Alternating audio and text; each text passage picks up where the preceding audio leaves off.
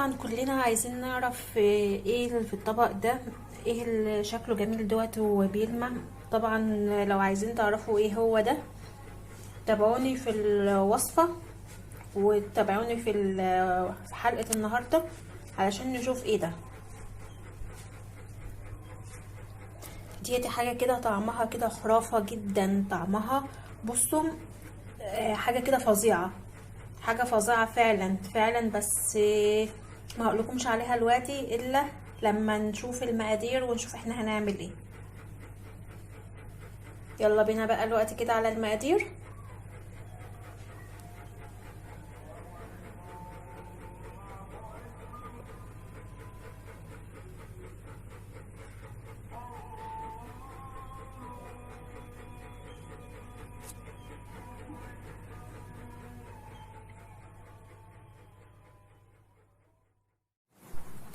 السلام عليكم، ازيكم عاملين ايه؟ النهارده معانا وصفه جديده من مطبخ ميرو مختار. هنعمل النهارده وصفه جديده اول مره تنزل على اليوتيوب. هنعمل مع بعض اصابع جوز الهند. طبعا وصفه جديده وحصري على قناه ميرو مختار. اول حاجه معايا هنا المقادير. 200 جرام جوز هند ناعم.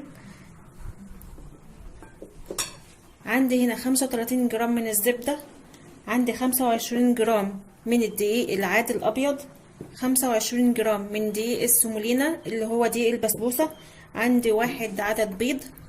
عندي هنا المفروض 100 جرام من السكر الخشن، بس أنا عاملة 75 جرام علشان مش عايزاها حلو قوي.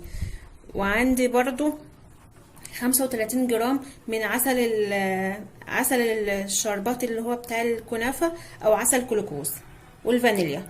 اول حاجة هاخد المقادير الجافة هحطها كلها على الجوز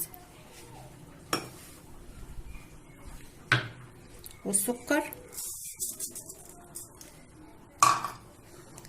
هقلب كل المقادير الجافة دي كده مع بعض.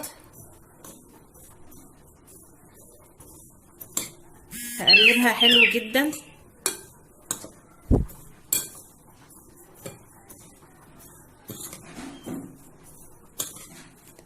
بعد كده هنزل بالزبدة السايحة.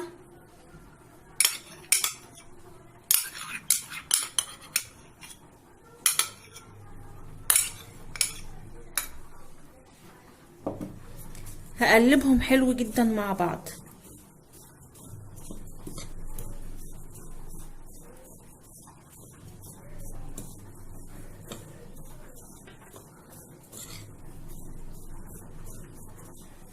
طبعا هفضل اقلب فيها كده. هخلي الزبدة الجوز عندي والمكونات عندي تتغلف كلها بالزبدة. طبعا هسيب المعلقة وهستعمل ايدي.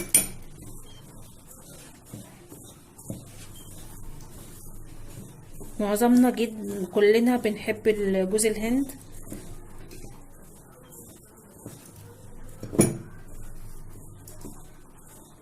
اثناء ما انا بعمل اصابع جوز الهند عندي انا حاطه السيرب بتاع الجوز الهند، حاطه على النار 200 جرام من الميه على 350 جرام من السكر. سيبتهم يغلوا مع بعض لمده دقيقتين. حطيت 150 جرام من عسل الكلوكوز ومعلقتين ومعلقتين سمنه بلدي. سبتهم يغلوا 5 دقايق وهطفي عليهم كده. خلاص هنزل بعد كده بالبيضه. عندي البيضة، الفانيليا،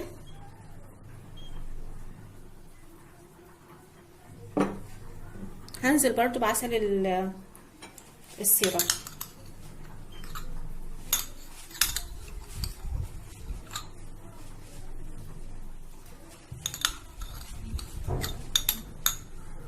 هقلب كل المكونات دي كده مع بعض.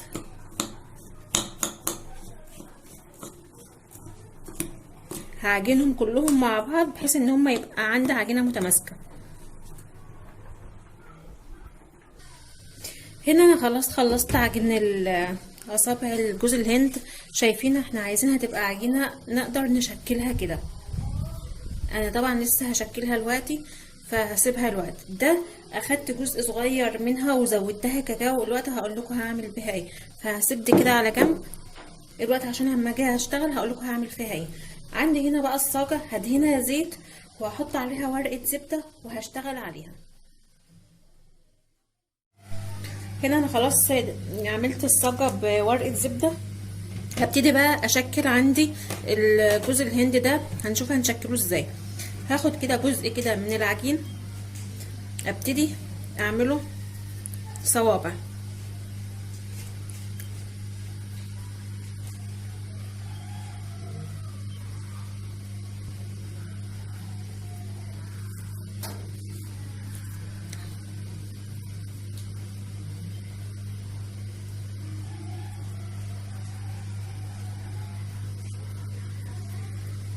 اهو زي ما احنا شايفين كده، ممكن نكبرها عن كده وممكن نصغرها على حسب الحجم اللي احنا عايزينها. انا هعملها الحجم ده كده. هاخد كمان جزء كمان. هي قريبة للشكلمة، في ناس بتعشق جدا الجوز الهند. طبعا اهو زي ما احنا شايفين كده.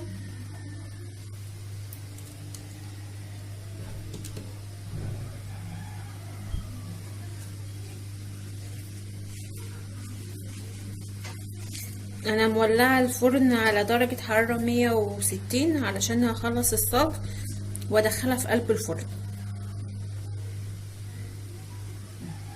هخلص اللي عندي وهرجع لكم تاني.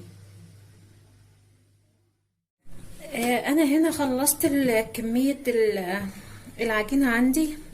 فعندي هنا بقى الجزء اللي انا كنت عاملاه بالكاكاو. هجيب اي حاجه كده اقطع بيتها كده، طبعا عشان بس عامله هحاول انزلها وهشكل بها كده. طبعا انا هنا بشكل كده بيها هنا كده، فانا مش هشكلها كلها لان لسه الباقي عايزه اعمل بيه حاجه. هاخد كمان واحده.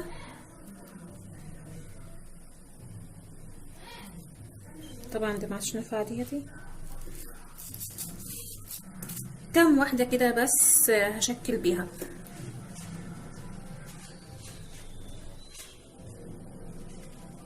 طبعا هحاول اثبتها كده عشان ما تقعش مني. هعمل كمان واحده.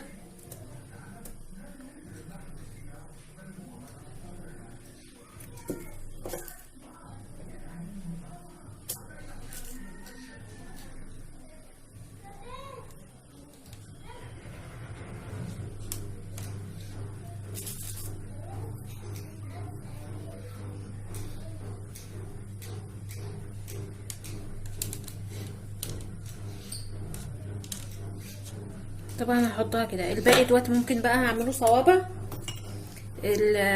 ده هعمله بقى صوابع زي ده كده، ويبقى مشكل عندي كده بالابيض وبالكاكاو.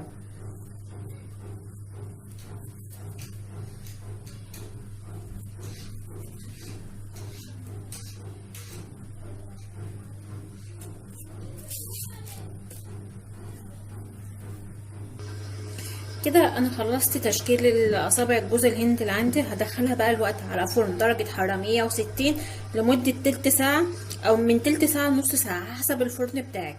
هرجع لكم بعد ما تخلص معايا. هنا طبعا بعد ما اصابع جوز الهند خرجت من الفرن شايفين لونها بقى ذهبي ازاي. طبعا هي سخنة وعندنا السيرب دافيان. هنزل بيها كده على هزقها كده.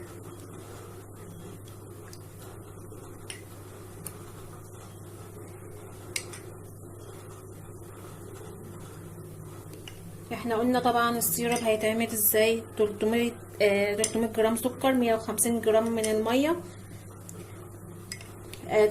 300 جرام من السكر، 200 جرام من الميه، على 150 جرام من عسل الجلوكوز. يغلى على النار لمدة 5 دقايق. ننزل بمعلقة سمنة بلدي.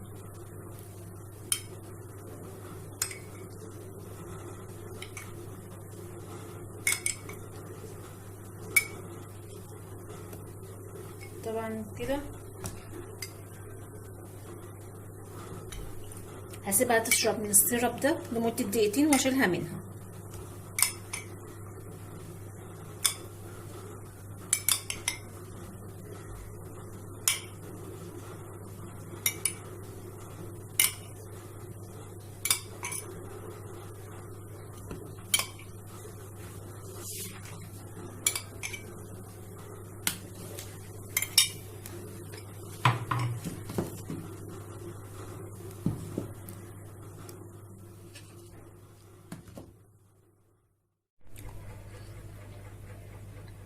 وبكده وصفة